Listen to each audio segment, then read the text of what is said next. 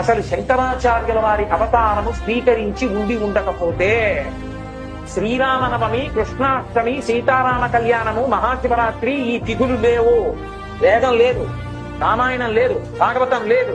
మీరు నేను ఇలా గుళ్ళో కూర్చోవడం ఉండదు, ప్రవచనం చెప్పుకోవడం ఉండదు. శంకర భగవత్పాదుల అవతార స్వీకారము చేసే వాటికి లోకంలో ఉన్నటువంటి స్థితి అటువంటి స్థితిలో ఏ రాసు ప్రాపకం లేకుండా తనకు తానై ఒక్క వ్యక్తి సత్యదండాన్ని చేతపట్టి భరతఖండం 4 చెరగుల సన్యాసాశ్రమ ధర్మ ప్రకారం పాదచారి అయి పర్యటించి అవైదికమైనటువంటి వాదనలన్నిటినీ ఖండించి మళ్లీ సనాతన ధర్మ వైభవాన్ని పునరుద్ధరించి సనాతన ధర్మాంతర్గతమైనటువంటి అద్వైత సిద్ధాంతాన్ని ఆవిష్కరించిన మహాపురుషులు శంకర భగవత్పాదులు.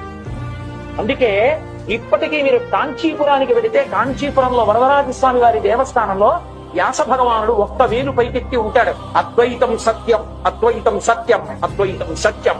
శంకరుల చేత వేదాంతర్గతముగా ప్రబోధింపబడిన అద్వైత సిద్ధాంతము సత్యము అని వ్యాసుడు చాటి చెప్తూ ఉంటాడు వరదరాజస్వామి.